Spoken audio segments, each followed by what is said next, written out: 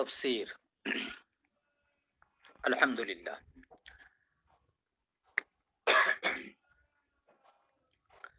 قاضی صاحب نے لفظ الحمد کے متعلق 3 باتیں بیان کی ہیں۔ ایک حمد کی لغوی اور اصطلاحی تعریف، اور حمد و مدح اور شکر میں باہمی فرق۔ دوسری چیز الحمد پر اعراب نحوی کیا ہے، اور تیسری چیز الحمد پہ الف لام کون سا ہے۔ پہلی بات یعنی حمد کسے کہتے ہیں؟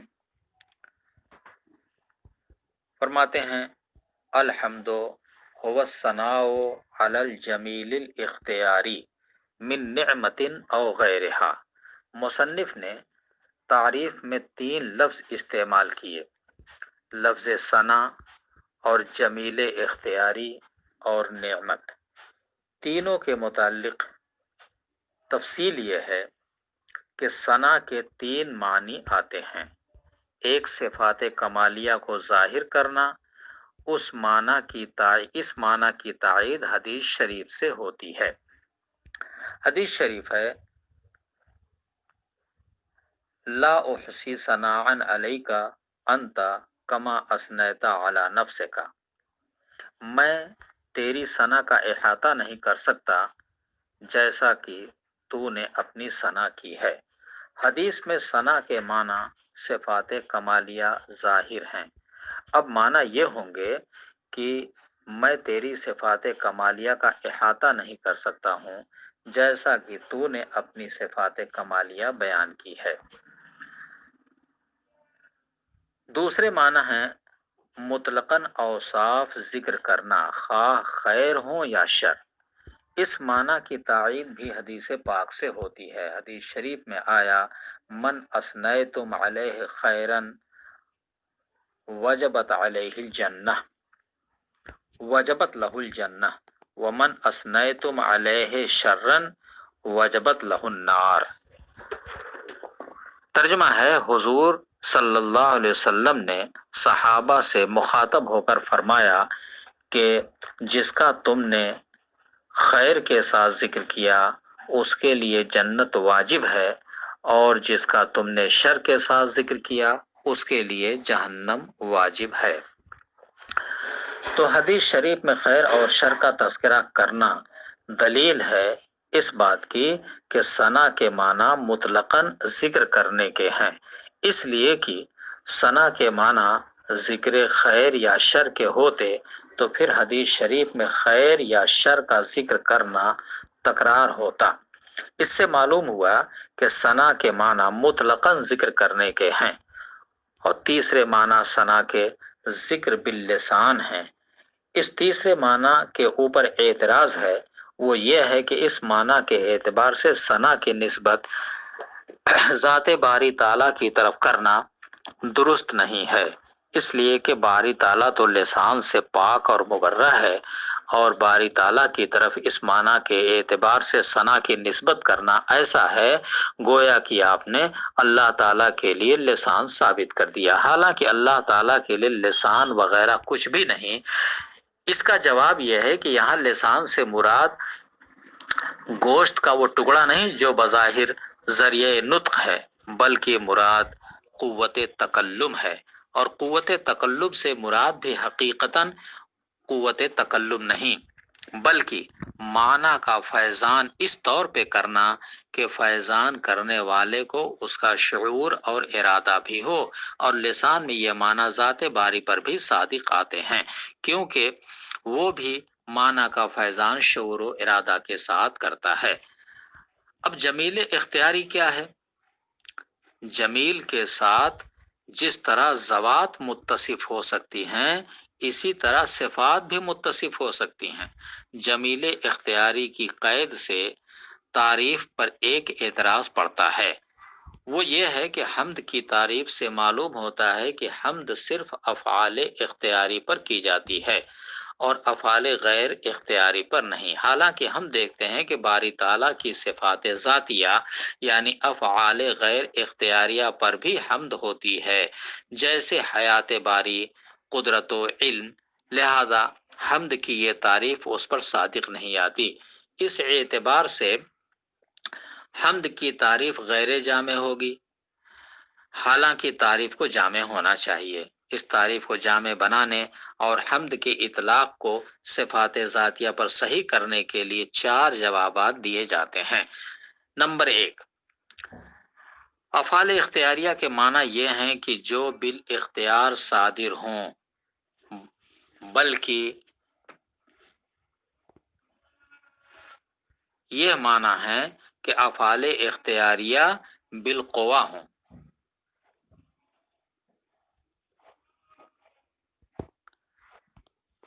پہلا جواب یہ ہے کہ افعال اختیاریہ کی یہ معنی نہیں ہے کہ جو بالاختیار صادر ہوں، بلکہ یہ معنی ہے کہ افعال اختیاریہ بالقوا ہوں، یعنی جس کی شان سے یہ ہو کہ اختیار سے حاصل ہوں، اور صفات ذاتیہ بالقوا افعال اختیاریہ ہیں، لہذا تعریف حمد جامع بھی ہو گئی اور صفات ذاتیہ پر حمد کا اطلاق بھی درست ہو گیا۔ نمبر 2، جمیل اختیاری کے معنی ہیں جو افعال فاعل مختار سے صادر ہوں، خواہ بالاختیار صادر ہوں یا بالاضطرار،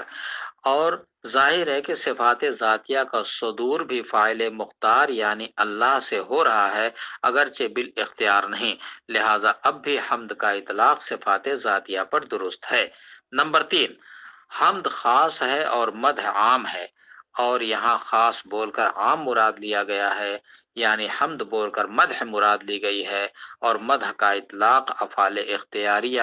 اور غیر اختیاریہ دونوں پر ہوتا ہے، لہذا حمد کا اطلاق صفات ذاتیہ پر درست ہے۔ اور جواب نمبر 4 یہ ہے کہ یہاں حمد عرفی مراد ہے، حمد لغوی مراد نہیں ہے، اور جمیل اختیاری کی قید حمد لغوی ہے، حمد لغوی میں ہے، حمد عرفی میں نہیں، لہذا عرفاً حمد کا اطلاق صفات ذاتیہ پر درست ہے۔ اچھا، تعریف میں تیسرا لفظ نعمت کا آیا ہے۔ لفظ نعمت، نعمت کسرے کے ساتھ پڑھا جائے اور معنی انعام کے ہیں۔ اب تعریف یہ ہوئی کہ حمد تعریف کرنا افعال اختیاریہ پر نعمت کے مقابلے میں ہو یا غیر نعمت کے مقابلے میں۔ والمدح، مدح کی تعریف کرتے ہیں۔ والمدح هو الثناء سے قاضی صاحب مدح کی تعریف فرماتے ہیں مطلق افعال حسنہ پر تعریف کرنا، خواہ افعال اختیاری ہوں یا غیر اختیاری۔ والشکر سے شکر کی تعریف کرتے ہیں۔ تعریف سمجھنے سے پہلے یہ سمجھنا ضروری ہے کہ شکر کے 2 معنی ہیں، لغوی اور اصطلاحی۔ شکر اصطلاحی کہتے ہیں صرف جمیع ما انعم اللہ بہ علی عبدہ الی ما خلق لاجلہ، یعنی اللہ تعالی کے تمام انعامات کو ان کے مقاصد میں صرف کرنا۔ اور شکر لغوی کہتے ہیں فعل ینبئ عن تعظیم المنعم، یعنی شکر ایسے فعل کو کہتے ہیں جو منعم کی تعظیم کی خبر دے۔ یہ 2 معنی سمجھنے کے بعد اب یہ سمجھیے کہ قاضی صاحب نے کہا ہے کہ شکر اس کو کہتے ہیں جو نعمت کے مقابلے میں ہو، قول کے ذریعے اور عمل کے ذریعے اور اعتقاد کے ذریعے۔ اور قاضی صاحب نے اس تعریف کے استشہاد میں ایک شعر پیش کیا ہے۔ شعر یہ ہے افادتکم النعماء منی ثلاثۃ یدی ولسانی والضمیر المحجبہ، یعنی تمہاری نعمتوں نے میری طرف سے 3 چیزوں کا افادہ کیا، میرے ہاتھ، زبان اور پوشیدہ قلب کا، یعنی تمہارے احسان کی وجہ سے یہ سب میرے تمہارے ہو گئے۔ اس شعر سے معلوم ہوا کہ شکر تینوں چیزوں میں عام ہے، اس لیے کہ یہ تینوں چیزیں نعمت کے مقابلے میں ہیں، اور جو چیز نعمت کے مقابلے میں ہو وہ شکر ہے۔ اب رہی یہ بات کہ تینوں کا ذکر کیسے ہو گیا، تو ہم کہتے ہیں کہ ہاتھ سے عمل ہوتا ہے، لہذا ہاتھ کے ذکر سے عمل کا ذکر ہو گیا، اور لسان سے قول ہوتا ہے، لہذا لسان کے ذکر سے قول کا ذکر ہو گیا، اور اعتقاد قلب سے ہوتا ہے، لہذا قلب کے ذکر سے اعتقاد کا ذکر ہو گیا۔ اب ایک اعتراض یہ ہے کہ شکر کے یہاں پر کون سے معنی مراد ہیں؟ کیونکہ قولاً و عملاً و اعتقاداً سے معلوم ہوتا ہے کہ شکر سے اصطلاحی معنی مراد ہے، اس لیے کہ شکر اصطلاحی کہتے ہیں جمیع ما انعم اللہ کو ان کے مصارف میں صرف کر دینا، تو گویا شکر ان مذکورہ چیزوں کے مجموعہ کا نام ہے، اور قولاً و عملاً میں واو جمعیت کے لیے ہے، لہذا اس سے معلوم ہوا کہ شکر اصطلاحی مراد ہے، اور آگے جو عبارت ہے فَهُوَ عَامٌ مِنْهُمَا مِنْ وَجْهٍ، اس سے معلوم ہوتا ہے کہ شکر لغوی مراد ہے، کیونکہ شکر لغوی کہتے ہیں اس فعل کو جو تعظیم منعم کی خبر دے رہا ہو، تعریف لغوی۔ اس لیے معلوم ہوتی ہے کہ قاضی صاحب نے حمد اور شکر میں من وجہن کی نسبت بیان کی ہے، اور من وجہن کی نسبت جہاں ہو وہاں صدق جانبین سے ہوتا ہے، لہذا شکر کا صدق ہونا حمد پر بھی، اور حمد صرف زبان سے ہوتی ہے، تو گویا زبان سے تعریف کرنا جزئی ہوئی شکر کی، اور شکر کلی ہوا، اور شکر تعریف لغوی کے اعتبار سے کلی ہوتا ہے، لہذا اس سے معلوم ہوا کہ شکر کے لغوی معنی مراد ہیں، تو گویا شکر کے معنی کے بارے میں قاضی صاحب کی عبارت متردد ہے۔ لہذا ہم سوال کریں گے کہ کون سے معنی مراد ہیں، تو اس کا جواب یہ ہے کہ یہاں لغوی معنی مراد ہیں، اور رہی یہ بات کہ قولاً و عملاً و اعتقاداً و واو جمعیت کا ہے، جس سے معلوم ہوتا ہے کہ تعریف اصطلاحی مراد ہے، تو اس کا جواب یہ ہے کہ واو یہاں او کے معنی میں ہے، جیسا کہ شرح جامی کی عبارت الکلمۃ اسم و فعل و حرف میں واو بمعنی او ہے۔ اب معنی یہ ہوں گے کہ شکر وہ ہے جو نعمت کے مقابلے میں ہو، قول کے ذریعے یا عمل کے ذریعے یا اعتقاد کے ذریعے۔ اب تینوں کے درمیان باہمی فرق سمجھیے کہ حمد اور مدح کے درمیان عموم و خصوص مطلق کی نسبت ہے، یعنی حمد خاص ہے اور مدح عام۔ مطلب یہ ہے کہ جہاں حمد صادق آئے گی وہاں مدح بھی صادق آئے گی، لیکن جہاں مدح صادق آئے گی ضروری نہیں کہ وہاں حمد بھی صادق آئے۔ جیسے حمد تو زیدن علی علم ہی و کرم ہی تو کہا جا سکتا ہے، لیکن حمد تو ہو علی حسن ہی نہیں کہا جا سکتا۔ ہاں، مدح تو ہو زیدن علی حسن ہی کہا جا سکتا ہے، اور فرق تعریف سے ظاہر ہے۔ اور حمد و مدح کو ایک طرف رکھو اور شکر کو دوسری طرف، تو ان کے درمیان عموم و خصوص من وجہن کی نسبت ہے۔ عموم و خصوص من وجہن کہتے ہیں کہ تھوڑا سا عموم ہو اور کچھ خصوص بھی ہو، اور یہ معنی یہاں موجود ہیں، اس لیے کہ حمد اور مدح کے متعلق کے اعتبار سے عام ہے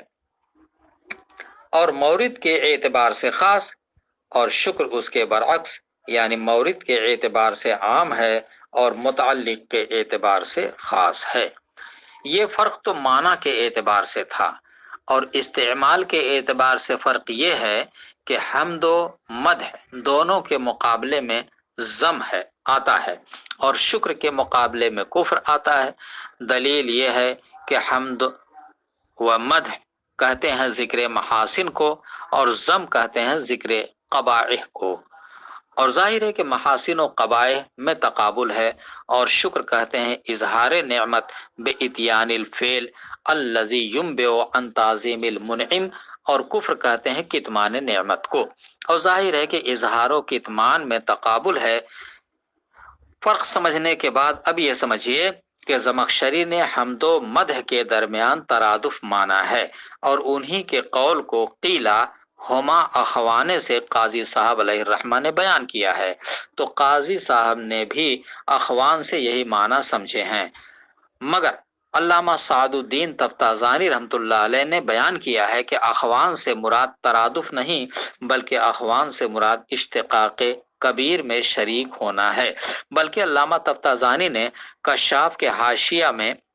لفظ اخوان کو قاعدہ کلیہ بتایا ہے اور کہا کہ جہاں بھی یہ لفظ ہو وہاں پر اشتقاق کبیر میں شریک ہونا مراد ہے، اور زمخشری کے کلام میں ترادف اس طور پر سمجھا جاتا ہے کہ انہوں نے کہا کہ ضم مقابلے میں آتا ہے حمد کے، حالانکہ ضم مدح کے مقابلے میں آتا ہے، لہذا ضم کو حمد کے مقابلے میں ذکر کرنا اس وقت درست ہوگا جبکہ حمد اور مدح دونوں میں ترادف مانا جائے۔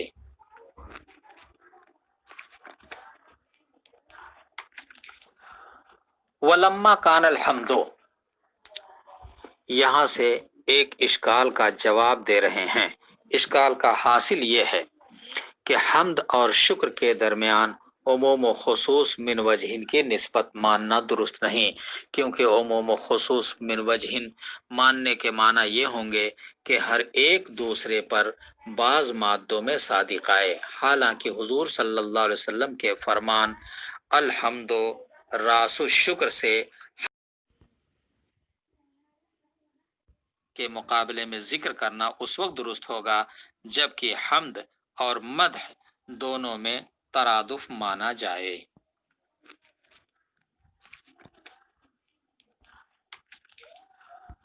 ولما کان الحمد، یہاں سے ایک اشکال کا جواب دے رہے ہیں۔ اشکال کا حاصل یہ ہے کہ حمد اور شکر کے درمیان عموم و خصوص من وجہن کی نسبت ماننا درست نہیں، کیونکہ عموم و خصوص من وجہن ماننے کے معنی یہ ہوں گے کہ ہر ایک دوسرے پر بعض مادوں میں صادق آئے، حالانکہ حضور صلی اللہ علیہ وسلم کے فرمان الحمد راس الشکر سے حمد کا جزو شکر ہونا ثابت ہوتا ہے، کیونکہ آپ نے فرمایا کہ حمد راس ہے شکر کا، تو گویا شکر کو ایک جسم مانا اور حمد کو اس کا جز مانا اور عضو مانا، اور جب کل و جز کا تعلق ہو گیا تو جس طرح کل جز پر صادق نہیں آتا اسی طرح شکر بھی حمد پر صادق نہیں آئے گا، پس عموم و خصوص من وجہن کی نسبت باطل ہو گئی، کیونکہ عموم و خصوص من وجہن کے لیے ایک مادہ اجتماعی ضروری ہے، لہذا حدیث کے دوسرے جز سے حمد کا عام مطلق ہونا یا مساوی ہونا ثابت ہو گیا، کیونکہ حضور صلی اللہ تعالی علیہ وسلم نے ما شکر اللہ من لم یحمد ہو فرما کر انتفاع حمد کی وجہ سے شکر کی نفی کر دی، جس سے معلوم ہوا کہ حمد شکر سے عام مطلق یا اس کے مساوی ہے، عموم و خصوص من وجہن کا تعلق نہیں، کیونکہ انتفاع عام من وجہن سے انتفاع اخص سے مطلق ہو جاتا ہے، اور اسی طرح احد المتساویین کے انتفاع سے آخر کا انتفاع ہو جاتا ہے۔ اس کا جواب یہ ہے کہ حدیث کے اندر راس سے مراد جزو حقیقی نہیں بلکہ جزو ادعائی مراد ہے، اسی طرح حضور نے نفی ادعان فرمائی ہے۔ ادعا کا مطلب یہ ہے کہ حمد واقعتاً تو شکر کا اصل اور جز نہیں ہے، مگر متکلم نے کسی وجہ سے اس کے اصل اور جز ہونے کا دعویٰ کر دیا، تو یہاں پر بھی حمد در اصل شکر کی اصل یا جز نہیں بلکہ حضور نے ایک وجہ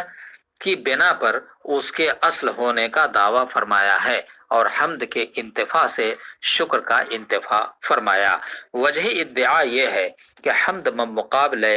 اعتقاد و عمل کے جو شکر کے اقسام ہیں نعمتوں کو زیادہ ظاہر کرنے والی ہے اور وجود نعمت اور ثبوت نعمت پر مکمل دلالت کرنے والی ہے، اس لیے کہ حمد الفاظ سے ہوتی ہے، تو جب حمد کی جائے تو گویا الفاظ کے ذریعہ سے نعمتوں کو بیان کیا جائے گا، اور الفاظ چونکہ اپنے معنی موضوع لہو پر دلالت کرتے ہیں، اس وجہ سے ہر شخص جو وضع الفاظ کو جاننے والا ہوگا وہ حمد سے نعمتوں کو سمجھ لے گا، بخلاف شکر قلبی کے کہ وہ مخفی ہے، کیونکہ شکر قلبی کے معنی یہ ہے کہ اپنے دل سے کسی شخص کو اچھا سمجھنا، اور یہ بات مخفی ہے، اس کو صرف شاکر ہی سمجھ سکتا ہے، اور بخلاف اس شکر کے جو اعضاء و جوارح سے ہو کہ اس کو بھی ہر شخص شکر سمجھ کر نعمت کی طرف متوجہ نہیں ہو سکتا، کیونکہ شکر بالجوارح کے اندر احتمال ہے، غیر شکر کا بھی، کیونکہ اعضاء سے شکر کرنے میں لوگوں کی مختلف عادتیں ہیں۔ مثلا اپنے بڑے کا شکر کرنے کے بارے میں اہل ہند کا طریقہ یہ ہے کہ یہ اسے دیکھ کر کھڑے ہو جاتے ہیں، لیکن یہ اہل عرب کا طریقہ نہیں۔ تو جب عربی کسی ہندی کو دیکھے گا تو وہ اٹھنے کو شکر نہیں سمجھے گا، بلکہ یہ سمجھے گا کہ یہ کسی ضرورت کے بنا پر کھڑا ہوا ہے۔ یہاں تک یہ تفسیر مکمل ہوئی، اور وَرَفْعُهُ بِالْإِبْتِدَاءِ وَخَبَرُهُ لِلَّهِ اس کی تفسیر انشاءاللہ ہم اگلی ریکارڈنگ میں پیش کریں گے۔ وآخر دعوانا ان الحمدللہ رب العالمین۔